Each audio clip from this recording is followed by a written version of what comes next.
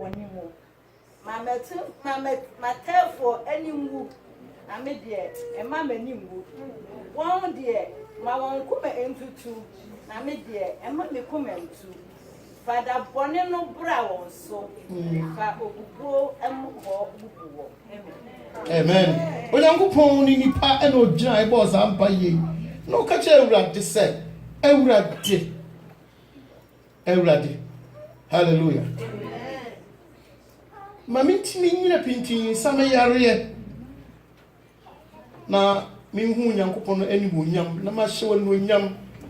Now, share the almost catch them and they said, we young upon no or heifer. Young upon or heifer.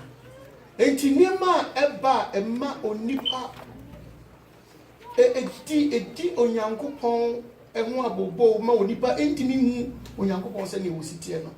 Momma yan say a woody boom. Na yenye pintin ewe Kristo suma Yesu yimu. Hallelujah. Ntimra ohini nkrofo di nsem koma ohimpani Hezekiah no Bible say otete ni ntariem na asem a odi kan ni say o say eyo how na o say eyo trouble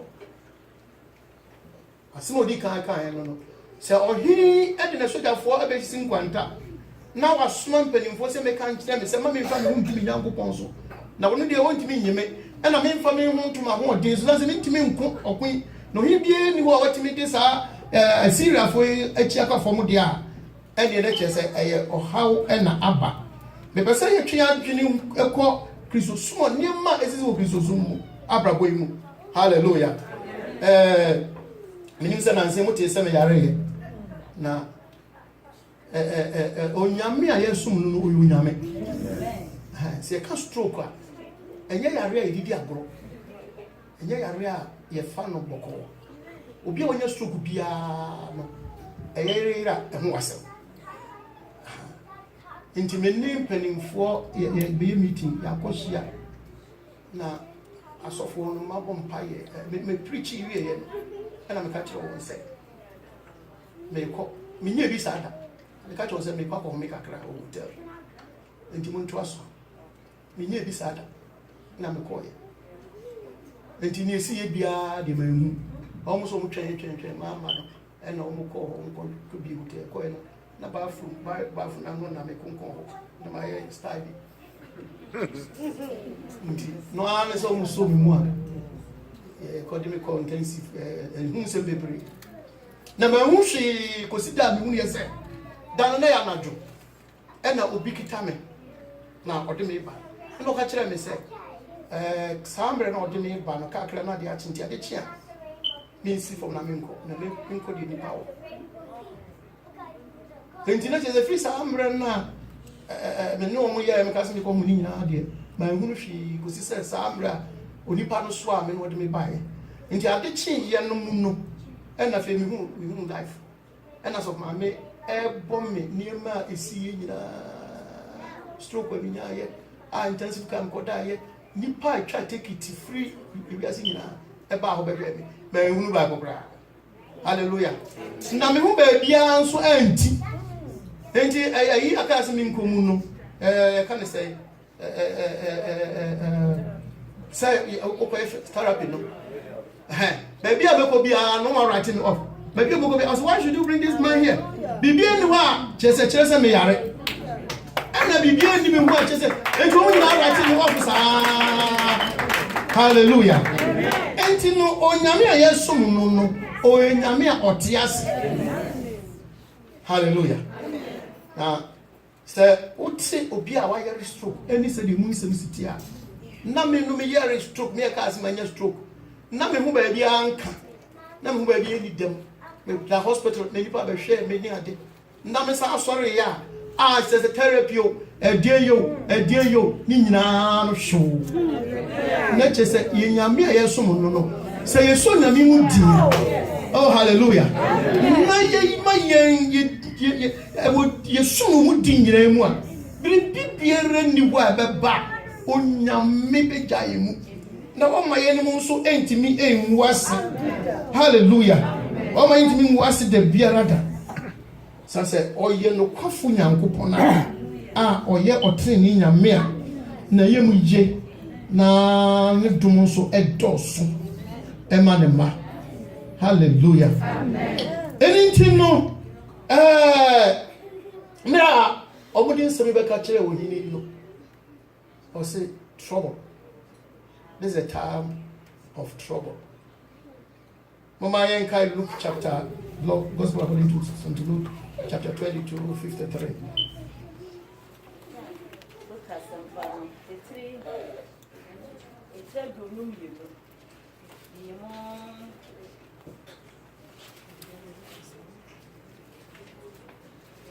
22:53. 22:53. Yes, that's right. Many more are sorry for your order. Many more are sorry for your order. No one chene. Na we any more a bread, any more a soon a home. Na we any more bread, any Muslim son of Canon. And he took it down, Luke 22:53. Hallelujah. 22:53. No?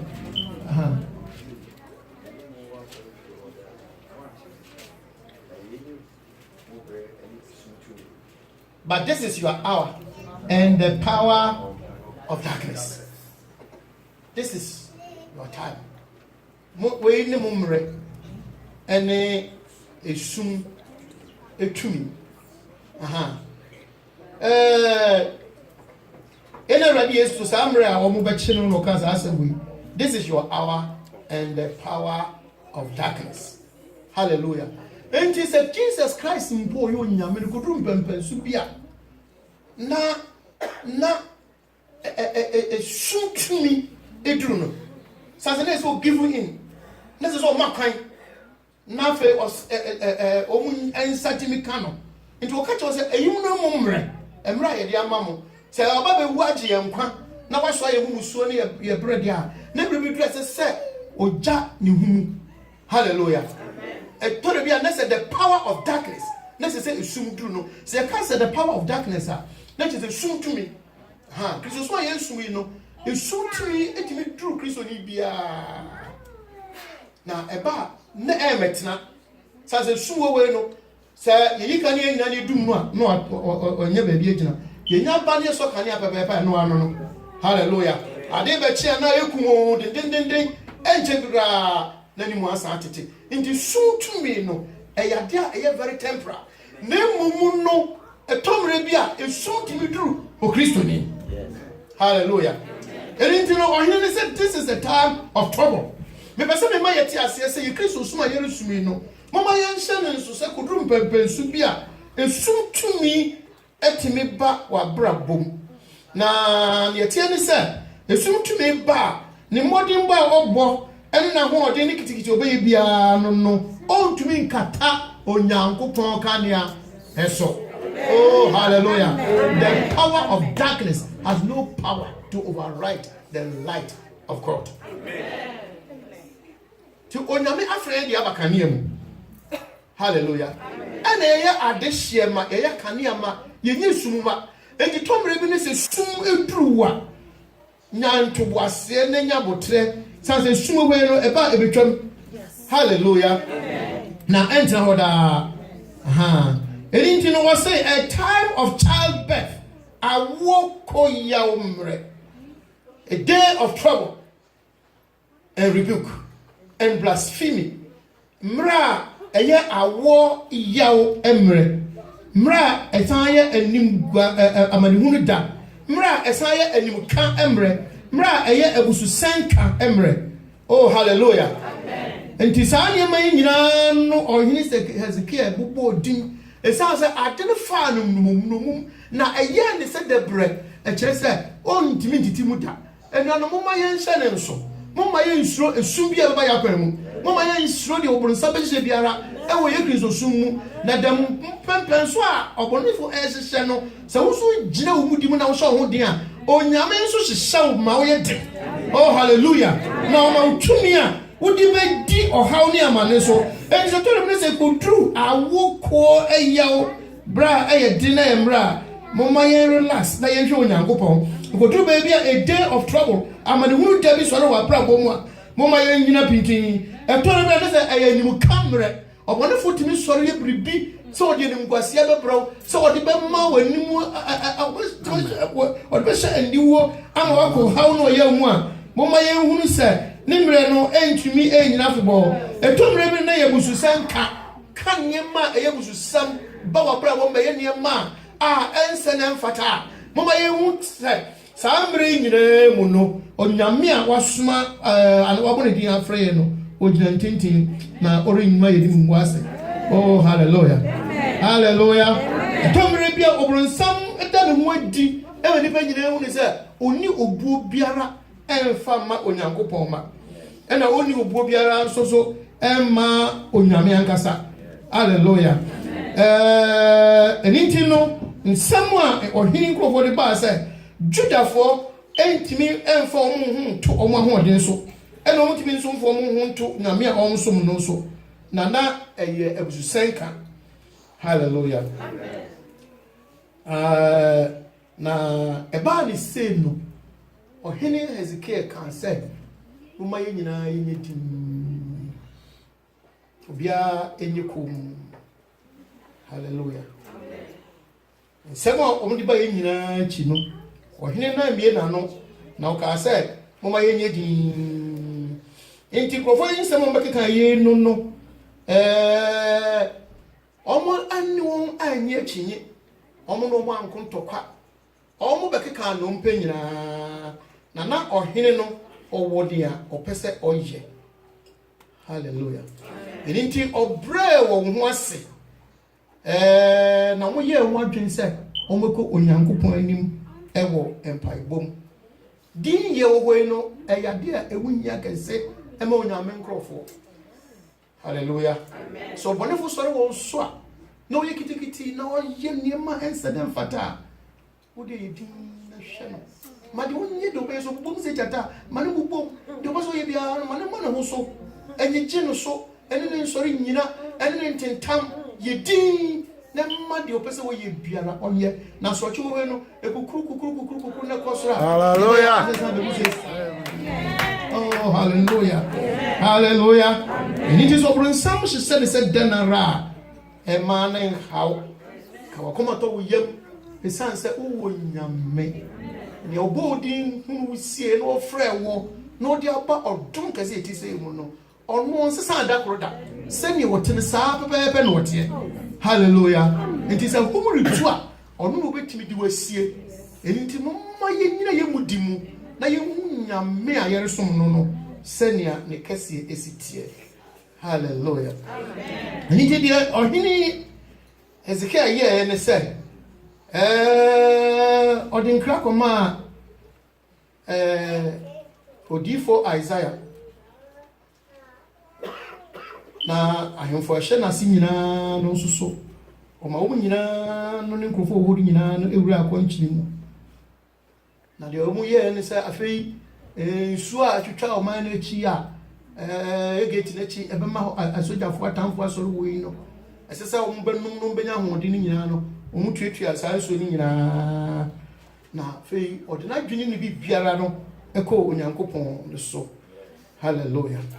De mere onyankopɔn bonefo sori hyɛ no saa mere no na etu ye gidi mu ne ma ye gidi ye di wonyame anim na onyame a yesom ne daadaa no oyo ohawo ne abebresemre ena onu nyame nso so oba mu akɔnche ne mpaibɔ ɛyɛ kwan a onyankopɔn biedi ama ne mma enti kwa ye koi no ɛkyɛ sɛ nyɛ sɛ nipa ateta onyame akyerɛkyerɛ kwan bebree kwan a ye fa so a yɛtimi kɔ onyankopɔn anim kwan a ye fa so a ye mpaibɔ mu ahoɔden ɛyɛ gyikyi na ɛyɛ nam na yɛ wɔn adwuma ne nsɛnkyerɛnne adwuma enti sɛ duru baabi a ɛyɛ dina adeɛ sɛ woyɛ ne sɛ di dworo bi a na nyame ayi dae bi akyerɛw na ehu Toribia na chese onyame na nkwan bi so bie wani na wayi niema bia ehu akyerɛw e ba ne sa bebe e ba ade chia me ni di konyame anim amen hallelujah e ma de chia foforo nsa meto so that very night nara hu niema ehu no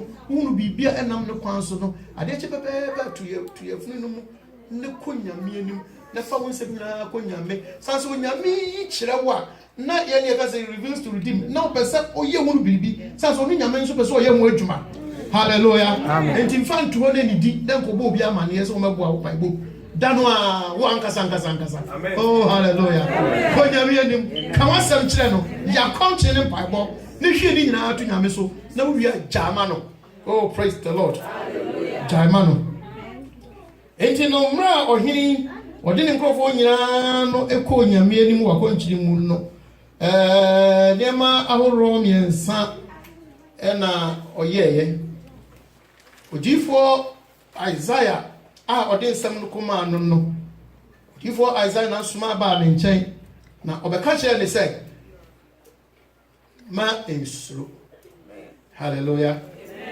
nyame aka kyerɛ sɛ ma ensuro the tozumienu was Assyria for ombesa akɔ. The tozumian son was the king Sennacherib no, he will die. Hallelujah. Praise the Lord. Hallelujah. The name of Romian saying or the bread no mensuro. The tozumienu was Assyria for no ombeko. The tozumian son also or heneno obebu. And they can do not be afraid. Do not be afraid. Bible said that could be no mensuro ba kon oba e wo chose mu nti mensuro ma hasan bi sen enu ene ho ti da could be no mensuro ba kon ene wo ho hallelujah na onyame mu no ye wo niema maako bi a onyame asisi ade ato mpese bobo so ntentem memfa mu mredi nyina na monya kwan abompaye nti no ye be bie ye twere se mu ne akenkai kakra first of all, you can 1 Chronicles chapter 20 verse 15. Of over should be 2 Chronicles 37:6.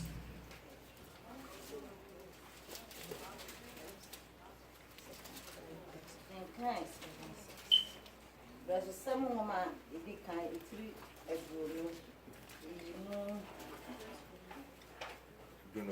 You know. Now when you go small before Jerusalem said Uncle Senko.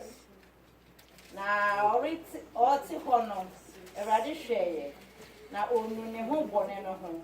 O ka kire obofo a o se no hono se adosu afi hono wonsa. Enso na Erade bofo no gina Jepsini ona ewiprobia ho. Na David man ne so na ohun Erade bofo no se ogina asase no so osoro empem. Na afwa a watwe ekura ne nsem na watene Jerusalem so ena David ni mpanimfo a ofrafra atwasam no ade wanim butubutu fom na David ka kire Onyankopɔn se so enyame na mesi onkan oman no na me na maya wobone na maya ne a enye na enwan die den na waye Hello your face here back on 2 Chronicles 37:6 no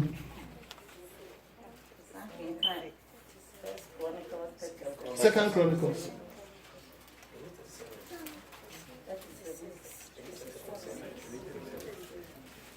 okay yo ele mo me enko akwai Onyankopɔn fa so a ɔgye ne ma no ɛdɔso Maybe David koye mfumso bi ema Onyankopɔn soma ɔbɔfoɔ sɛ ɔmfane nsanka Israel enam David mroye ne boni nti na mra ɔbɔnefo ne tene ne nsakeke pɛno within a short time no ne nko be say 20,000 na ɔmkɔ na mra David bɔ mpaye no Onyankopɔn ma ɔbɔfoɔ no esankai enti mpaye bɔ we no ɛyade a hu hia ɛwɔ ye Kristo soma ye koi no Onyankopɔn na ɔde enam hallelujah na bibi biara esi wo ya brabo mu bia no mo modin se ye bobo nyame mpaye sanse oyoti ni Nyankopɔn na otumi ni eme nyina hallelujah eni nti no mensuro no a Onyankopɔn ka kire ye no Sir Trosemuno, young Quentua, ye tree, the blessings of life, Jenny, no, a Jinaho, or Yamiaka said, my through Genesis 26, verse 24. And a fay suppliers in time of difficulties, and also no, was it my through the widow of Zarephath, or catches a fear not, go and prepare the cake for me. And also 1 Kings chapter 17, verse 13. And in no, today, Munia be a Yiano. I don't know near Kwamuchilimua, Momayan Fankonia Mianim. Hallelujah. Protection in peril. Mariako, how many you and Yankupon a bambono. Mra Elisha, Nakua, the Nibue, no one said, a town would never try than Wishiano. Or both a many pardon pie, no catching the same through, none no way a kind of a chain woman. Hallelujah. Amen. And into no, Mama they said, 2 Kings chapter 6, verse 16. Abribiano, near my 2 years, no, Biabesi Abrabumbiano, Yesro, strength in weakness. So, who said, I am red, not a beer walk to sing now call for one, and also so know what say, Maestro, Meshawting. Hallelujah. Mekau, into Isaiah chapter 41, verse 7, and a companionship in trial, and also so know. Or say, fear not, for I have redeemed you. Mina mena majo, and it is also how near many more. Hallelujah. And a fay of overshadowing care. When I go pana Ubuti and so now can you hono. And also so you can Matthew chapter 10, verse 30-31. Or cousin my through now when I mean worrying down and a lie beyond the grave. And also so I was a minute of a na me na me who sorry to me na ma sorry and it is a good room brebia ye na wo susuma ba mu kura na wose ma ye nsuro boni bi esan se oni en na wo ho hallelujah nti me nsuro no di kan e ka kire wo hene Ezekiel no eye di a odi amma yen nti mo me yemfa nye safua na yemfa nante hallelujah sa humunu to a so how ba say yare ba mo ma ye nhwe gina bia ye kodu no na mo me nhwe onyankopon asem a waka no ka chese me nsuro no so wo kan kan me nsuro no a afei na wanya hodi ni nyina so nku bi na wotimi etu anamon a enye ebe nipa nwanwa se wonso wotimi agina ho hallelujah did you to so bi no kaka ho so that Syria will depart, the enemy will leave, they cannot continue forever. Praise the Lord. Hallelujah. Syria for ombeko emra obone futu sisa na wo ha no tete wo no aba oye niema na so se getie biara no obesan akọ. Hallelujah. Amen. Because the blessing we kakraba ya mo maye ni sa de no de ba na be di nya na be sayen entumi me sayen sanse ye wonya mensem ode enkwa asie Kristo Yesu mu e no de Kristo Yesu so e de asie onyankopon mu. Hallelujah. And the atiasi no ye nye nipa teta keke sanse ode na sie ye na ready Yesu Kristo Yesu mu e na ye nkwa ewo enti bibi biara esoro wo ye nso no moma ye nkai se entoa so afebo. Hallelujah. Amen. So whom they do so braso general enti na Bible said ade bechi a na esunka bi enso so ba ha ne mom no daw beba ade chimu.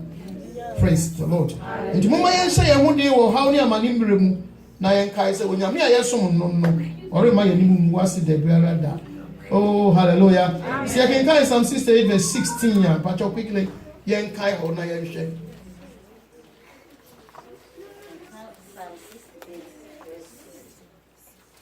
68:16. Psalm 68 verse 16. Adam na mo me po atenten. Modi mwani boni ehwe bi pa onyankopon pese otna so. Ampara Ewadi betna so da. Amen. Hallelujah. Adam na mo me po atenten. Mo pese modi ani boni ehwe bi pa onyame pese otna so. Adam na mo be patent. Be patent e flo bonsa. Obonefo nyuma, obonefo niema a oye. Na yenye onyame ene yenti. Na yenye onyankopon tie mu. Na yenye onyame afra yen. Na be patent so modi anibone be hwa yen. Eno na Bible Psalm 68 kan say, o say onyame obetena so da. Oh hallelujah. Hallelujah. Mepa onyame pese otena so no. Onyame betena so da. Eni se mepa tenten a oni anya. Otu ye so sa. No hwehwe ya ma ne hunu no. So de sa ni boni no behwe yan a ye ka kire ni se onyame a ote bepo a ye yetimu no so no. Obetena so da. Oh praise the Lord. Hallelujah. Eti nyankupo a ye nya no ori nya uye ori ni nhwamoda na ori nso empa uye nda ebiara da. Hallelujah. Eti Assyria fo na abai ena omo ayo mo adwene se omo ba no mo be ka onyame nkrofo ya hye ena o soma abekeka brafimos west akire ohini se mo mfa no hunturi nyankopon so mo mfa no huntu ne manfo so Israel fo mo mfa mo huntu mo hene so esan se ontimu nyimu enfri ensem na onyame nso so nam ne boni so odifo Isaiah so se kono ko ka kire Hezekiel se de di kan no ma onso ye tosu mienu no so no atamfo na ba ye no omo besan akọ. Hallelujah. The tosu miensa no also the great king will die. Hallelujah. Ohene a ono no oye ohene kese a omma ne ho so akro ne ho na wo mu onyankopon na wonti onyame asem na wanya ne ba bia amfa na onyame nkrofo a eye onyame nkrofo a onyame manfo na wasore na won no so ode okonkotin tam won na wo betu won sesa no Bible said or say the great king will die. The great king, Psalm 37 verse 30, but you been kind of Psalm 37 verse 38. Na mratu for die obese wo mu nyina aprepo abone fo asidi obegu. Hallelujah.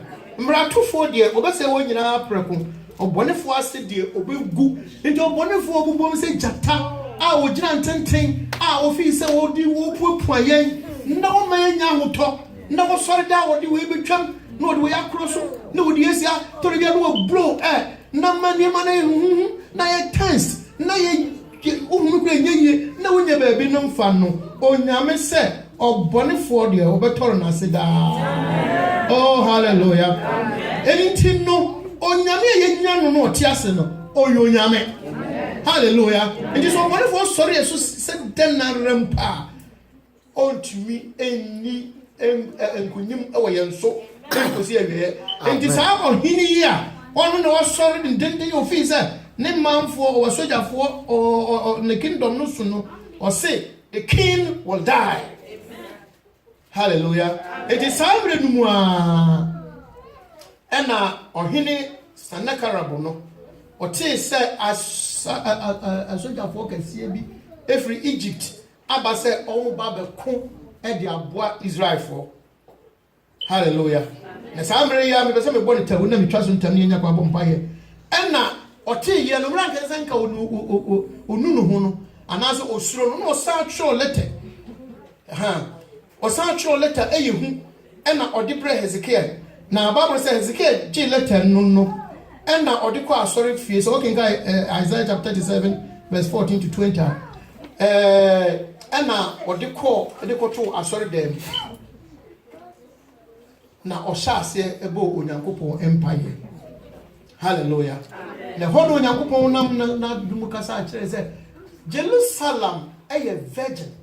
Some no man dear and con Indi Israel and Queen, anyone so that. And let us only a virgin.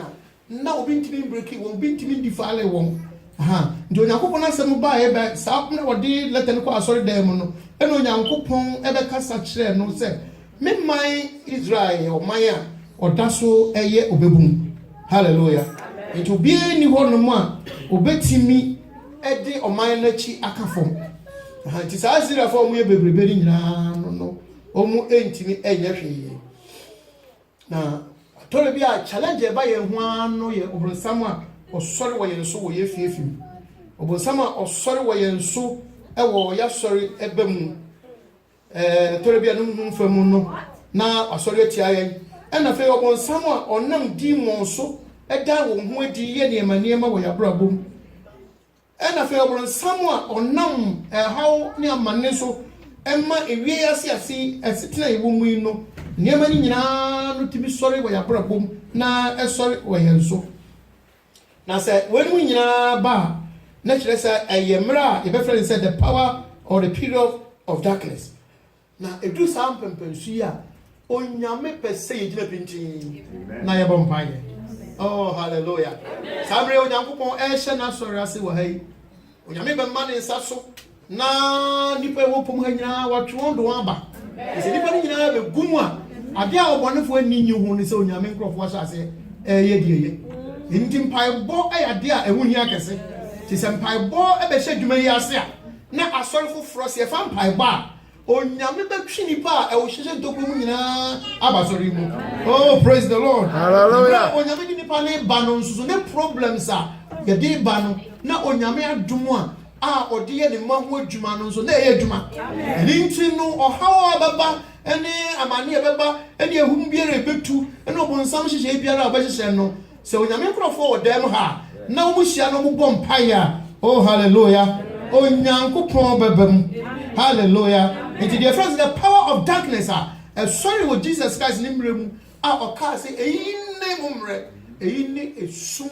mmerɛ etumi mmerɛ no ɛne deɛ dɛdɛ nyinaa no ɛsɔre na onyanka nyankopɔn sɛdeɛ Jesus Christ twi fa aso no yɛn nso so no de tumi na ama yɛn a yɛbɛtumi atwi afa so oh hallelujah ɛni nti no sɛ ɔbra sɔkyi biara ɛbɛbɔ no momma yɛ mmɔden sɛ yɛbɛbɔ mpaeɛ hallelujah na mpaebɔ ɛdeɛ ɛyɛ adeɛ a ɛho hia kɛse sɛ yɛamɔ mpaeɛ a esum atumfoɔ ɛbɛnya ahoɔden sɛ ɔbɛsɔre hallelujah nti nea ehia yɛn no sɛ ɛdeda nyinaa no yɛbɛbɔ mpaeɛ na sɛ yɛbɔ mpaeɛ a afei tobɔnefo pɛ yɛ nso yɛ biara munya no ɔnyɛ once a yɛtumi bɔ mpaeɛ no ɛnha wo ho wɔ de ɔbɔnsam pɛ so wɔyɛ ho mfa wo ho nea ɔka ho ɛmfa wo ho wɔ deɛ wahyehyɛ ho wo deɛ sɛ wo mpaeɛ bɔ mu yie na bɔ wo mpaeɛ na otwere ampo Nyankopɔn no